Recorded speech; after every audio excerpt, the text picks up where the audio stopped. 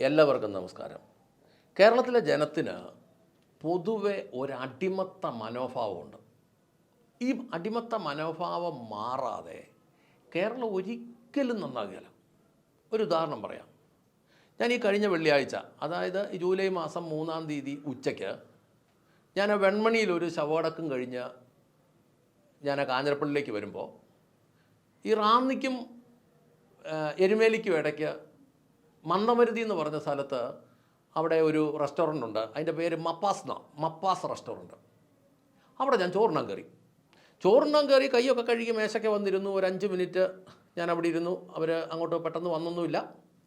ആ സമയം കൊണ്ട് ആൻ്റണി MP അവിടെ വന്നു. MP-യുടെ വണ്ടി കൊണ്ട് നിർത്തി. MP ഇറങ്ങി. MP നേരെ അകത്തോട്ട് കയറി. ഇതിനകത്തെ റൂമിലോട്ട് കയറി. അവിടെ ഉണ്ടായിരുന്ന മുഴുവൻ സപ്ലയർമാരും, ഒരു പെൺകുട്ടി ഉണ്ടായിരുന്ന അവൾ ഉൾപ്പെടെ എല്ലാവരും കൂടെ ഈ MP-യുടെ പുറകെ അങ്ങ് പോയി. MP-യുടെ ഓർഡർ എടുത്തുകൊണ്ട് വരുന്നു. പിന്നെ MP-ക്ക് വെള്ളം കൊണ്ടുപോകുന്നു. പിന്നെ അകത്ത് പോയി സാധനങ്ങൾ എടുത്തുകൊണ്ട് വരുന്നു. എന്നതാണെങ്കിലും ഒരു 15-20 മിനിറ്റ് നേരം ഇവരെല്ലാം MP-യുടെ മുമ്പിൽ ഇങ്ങനെ വളഞ്ഞു കുത്തി നിൽക്കുക. ഒരു 20 മിനിറ്റോളം ഞാനവിടെ ഇരുന്നു. മൈൻഡ് ചെയ്തില്ല. ബാക്കി ആൾക്കാർ കുറച്ച് പേര് കഴിക്കുന്നുണ്ടായിരുന്നു. അവർക്ക് വേണ്ട സാധനങ്ങളൊന്നും ഇവർ കൊടുത്തില്ല. ഇവർ കംപ്ലീറ്റ് MP-യുടെ ചുറ്റും നിൽക്കുക. കയറി അകത്തെ മുറിയിലോട്ട് പോയി. അപ്പോൾ ഇത് കഴിഞ്ഞ് ഞാൻ എഴുന്നേറ്റു. എനിക്ക് മനസ്സിലായി MP ഇറങ്ങിപ്പോകാതെ നമുക്ക് നാട്ടുകാർക്ക് ഒരു പ്രയോജനം കിട്ടുകയില്ല. അപ്പോൾ ഞാൻ എഴുന്നേറ്റിട്ട് അവിടുന്ന് ഇറങ്ങി വന്ന ഒരുത്തനോട് ഞാൻ പറഞ്ഞു, നിങ്ങൾ ഈ കാണിക്കുന്നത് മോശമാണ്. അയാൾക്ക് മുമ്പ് വന്നതാണ് ഞങ്ങൾ ഇത്ര ആളുകൾ ഇവിടെ ഇരിപ്പുണ്ട്. അപ്പോൾ ഒരു മറ്റുള്ളവരെ പോലെ തന്നെ കാണേണ്ട ഒരു സാഹചര്യമാണ് ഈ MP-യെ. നിങ്ങൾ എന്നതാണ് ഈ കാണിക്കുന്നത് എന്ന് ചോദിച്ചിട്ട് ഞാൻ പറഞ്ഞു, നാളെ ദൈവം അനുഗ്രഹിച്ചെങ്കിൽ MP ആകാൻ ഒത്തെങ്കിൽ ഇനി ഇവിടെ വരാം, അല്ലെങ്കിൽ ഈ വഴിക്ക് പോകുമ്പോൾ ഞങ്ങൾ ഒരിക്കലും ഇവിടെ കയറുന്നില്ലെന്നങ്ങ് വെച്ചാൽ പ്രശ്നം തീരുമല്ലോ എന്ന് പറഞ്ഞൊരു ചെറിയ മുഷിപ്പും ഉണ്ടായി. ഞാൻ ഇനി ഇറങ്ങിപ്പോരുകയും ചെയ്തു. ഞാൻ എന്നിട്ട് അവനോട് ചോദിച്ചു, ഇയാളെ ഇങ്ങനെ സ്പെഷ്യലായിട്ട് പരിഗണിക്കാനായിട്ട് എന്താണ് കാരണങ്ങളുള്ളത്? ഞാൻ അവനോട് ചോദിച്ച ചോദ്യങ്ങൾ സമൂഹത്തോടൊന്ന് ചോദിക്കാൻ ആഗ്രഹിക്കുന്നുണ്ട്. ഈ ആൻ്റണി MP എന്ന് പറയുന്ന ആൾ പത്തനംതിട്ട ലോക്സഭാ മണ്ഡലത്തിൻ്റെ MP-യാണ്. ഏറ്റവും കൂടുതൽ കൃഷിക്കാരുള്ള മണ്ഡലമാണ് ഈ പത്തനംതിട്ട ലോക്സഭാ മണ്ഡലം. ഈ മണ്ഡലത്തിൽ കൃഷിക്കാർക്ക് ഈ MP-യെ കൊണ്ട് എന്ത് ഗുണമുണ്ടായെന്നുള്ളതാണ് ഒന്നാമത്തെ ചോദ്യം. രണ്ടാമത്തെ ചോദ്യം, ഏറ്റവും അധികം പ്രവാസികളുള്ള ഒരു മണ്ഡലമാണ് ഈ പത്തനംതിട്ട ലോക്സഭാ മണ്ഡലം. ഈ മണ്ഡലത്തിൽ ഈ പ്രവാസികൾക്ക് ഈ MP-യെ കൊണ്ട് എന്ത് ഗുണമുണ്ടായി? അടുത്തത്, ഏറ്റവും അധികം വീടുകൾ അടഞ്ഞു കിടക്കുന്ന ഒരു മണ്ഡലമാണ് ഈ പത്തനംതിട്ട ലോക്സഭാ മണ്ഡലം. ഈ മണ്ഡലത്തിൽ ഈ MP-യെ കൊണ്ട് എന്ത് ഗുണമുണ്ടായി? ഈ അടഞ്ഞു കിടക്കുന്ന വീടുകളുടെ കാര്യത്തിൽ എന്ത് ഗുണമുണ്ടായി? അടുത്തത്, ഏറ്റവും അധികം കാട്ടുമൃഗ ഉപദ്രവങ്ങളുള്ള മണ്ഡലമായത്. ഞാനും ഈ പത്തനംതിട്ട മണ്ഡലക്കാരനാണ്.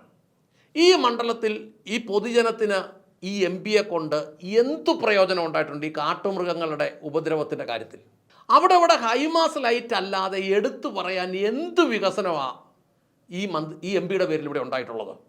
ഈ മണ്ഡലത്തിൽ കൂടെ കടന്നു പോകേണ്ടിയിരുന്ന ഒരു പ്രധാന റോഡായിരുന്നു ഗ്രീൻഫീൽഡ് എക്സ്പ്രസ് ഹൈവേ. ഇത് ക്യാൻസൽ ചെയ്യിച്ചത്, പോയി വേണ്ടാന്നും പറഞ്ഞ് എഴുതി കൊടുത്തത് കൊടിക്കുന്നിൽ സുരേഷാണ്. പക്ഷേ ഇയാളുടെ മണ്ഡലത്തിൽ കൂടെ, ഈ ആൻ്റോയുടെ മണ്ഡലത്തിൽ കൂടെ പോകുന്ന റോഡ് വേണ്ടെന്ന് എഴുതി കൊടുത്തതിനകത്ത് ആൻ്റോയ്ക്കും പങ്കുണ്ട്.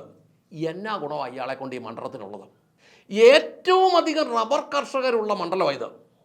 റബ്ബർ കർഷകർക്ക് ഈ MP-യെ കൊണ്ട് എന്തു പ്രയോജനം ഉണ്ടായി? നിങ്ങൾക്ക് ആർക്കെങ്കിലും അറിയാമെങ്കിൽ ഒന്ന് പറ.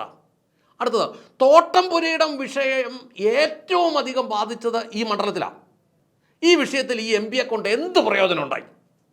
ഏറ്റവും അധികം കുട്ടികൾ വിദേശ വിദ്യാഭ്യാസത്തിന് പോയി അവിടെ അടിമത്തം അനുഭവിക്കുന്നെങ്കിൽ ഈ MP-ക്ക് അതിനകത്ത് ഇടപെടാൻ കഴിഞ്ഞിട്ടുണ്ടോ ഇതുവരെ? അയാളെ കൊണ്ട് എന്തു ഗുണമുണ്ടായി?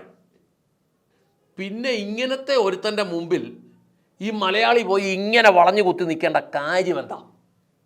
ഇനി ഇയാൾ ജയിച്ചതെങ്ങനെയാ? കഴിഞ്ഞ ഇലക്ഷനിൽ, ഞാനും ഈ മണ്ഡലക്കാരനാണ്, കഴിഞ്ഞ ഇലക്ഷനിൽ ഇവിടുത്തെ കോൺഗ്രസ്സുകാർ വരെ ഇയാളെ തോപ്പിക്കണം എന്നും പറഞ്ഞ് നിന്നതാണ്. അന്നേരമാണ് AK ആൻ്റണിയുടെ മകൻ അനൂപ് ആൻ്റണി വന്നത്. അവൻ പ്രസംഗിക്കുന്നത് കേട്ടിട്ടില്ലേ? മോദിജി. ഇത് വെക്കുക കേട്ടപ്പോഴേ നാട്ടുകാർ മനസ്സിലാക്കി ഇവനെ വീട്ടിൽ കയറ്റിട്ടേ ഉള്ളൂ, ഇവനെ ഇവിടെ ജയിപ്പിക്കുകയല്ലെന്ന്. അപ്പോൾ അവൻ വന്നു. പിന്നെ ഉടനെ വന്നതാണ് നമ്മുടെ കയറുപിരി ശാസ്ത്രജ്ഞൻ. കിഫ്ബി എന്ന ദ്രോഹം വെച്ച് നാട്ടുകാരെ മുഴുവൻ ഇല്ലായ്മ ചെയ്ത കയറുപിരി ശാസ്ത്രജ്ഞൻ വന്നിറങ്ങി. അയാൾ പണ്ട് പറഞ്ഞതാ, നോട്ടിൻ്റെ കാര്യത്തിൽ നമ്മൾ റിസർവ് ബാങ്കിലോട്ട് പറഞ്ഞ് കുറേ അടിച്ചെടുത്താൽ മതിയെന്ന്. അത്രയും വലിയ പണ്ഡിതനാണ്. അയാളും കൂടെ വന്നു കഴിഞ്ഞപ്പോഴത്തേനും 3 നിർഗുണന്മാർ വന്നു കഴിഞ്ഞപ്പം, ഈ ആൻഡോയി ഒരു നിർഗുണനാണ്, ഈ 3 നിർഗുണന്മാർ വന്നപ്പോൾ നിർഗുണന്മാർ ഭേദമേതാന്ന് നോക്കിയിട്ട് ഇയാളെ ജയിപ്പിച്ചത്.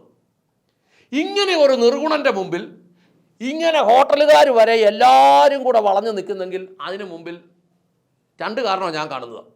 ഒന്നുകിൽ ഈ ഹോട്ടലുകാരനും അവിടുത്തെ സ്റ്റാഫുകളും എല്ലാം വെറും അടിമ കൊങ്ങികളാണ്, അല്ലെങ്കിൽ ഈ ഹോട്ടലിനകത്ത് ആരാണ്ട് വമ്പന്മാരുടെ ബിനാമിയായി സാധനം. എനിക്ക് അന്നൊരു കാര്യം മനസ്സിലായി, ഇങ്ങനെയുള്ളവന്മാർ, ഒരു ഗുണമില്ലാത്ത ഈ ആൻ്റണിയെ പോലെ ഉള്ളവന്മാരെ കണ്ടു കഴിഞ്ഞാൽ പോലും ഇങ്ങനെ വളഞ്ഞു നിൽക്കുന്നെങ്കിൽ നമ്മുടെ ജനത്തിനോട് നമ്മൾ കിടന്ന് ഘോരം പറഞ്ഞിട്ട് വല്ല കാര്യമുണ്ടോ? ഒരു ഗുണമില്ലാത്തവൻ്റെ മുമ്പിൽ ഇങ്ങനെ വളഞ്ഞു നിൽക്കുന്നെങ്കിൽ വല്ല ഗുണമുള്ളവൻ്റെ മുമ്പിൽ എന്നതായിരിക്കും സ്ഥിതി? ഞാൻ ഓർക്കായിരുന്നു, പ്രധാനമന്ത്രിയെങ്ങാനും ആ ഹോട്ടലിൽ വരികയാണെങ്കിൽ ഒരു മാസത്തിന് ആ ഹോട്ടൽ അയാൾ പിന്നെ നാട്ടുകാർക്ക് തുറന്നു കൊടുക്കില്ല. ആ വരുന്ന ഒരു ദിവസം കഴിഞ്ഞാൽ ഉദ്യോഗസ്ഥന്മാരെല്ലാം പോകും, പക്ഷേ അതിൻ്റെ ഒരു ഹാങ് ഓവറിൽ അയാളത് മാസങ്ങളോളം ഇട്ടിരിക്കും. അപ്പോൾ അങ്ങനെ വരുമ്പം മലയാളികൾക്ക് മൊത്തത്തിൽ ഈ രാഷ്ട്രീയക്കാരെയും ഉന്നത ഉദ്യോഗസ്ഥന്മാരെയും എല്ലാം കാണുമ്പോൾ ഇവന്മാരുടെ നട്ടല്ല, മലയാളികളുടെ നട്ടല്ല ഇങ്ങനെ അങ്ങ് വളഞ്ഞു പോവുക. എന്നെ ചെയ്യാൻ പറ്റും? വളഞ്ഞു നിൽക്കുക. അതുകൊണ്ട് എന്നെ കേൾക്കുന്നവരോട് പറയട്ടെ, നമ്മൾ തിരഞ്ഞെടുത്തിരിക്കുന്നത് നമ്മുടെ കാര്യങ്ങൾ അവതരിപ്പിക്കേണ്ടിടത്ത് അവതരിപ്പിക്കേണ്ടതുപോലെ അവതരിപ്പിക്കാൻ വേണ്ടിയിട്ടാണ്. അതിന് പറ്റുകയില്ലാത്തവനെയൊക്കെ കാണുമ്പം വളഞ്ഞും കുണഞ്ഞും ഒന്നും നിൽക്കേണ്ട കാര്യമില്ല എന്ന് ഞാൻ നിങ്ങളെ ഓർമ്മിപ്പിച്ചുകൊണ്ട് നിർത്തട്ടെ. നന്ദി, നമസ്കാരം.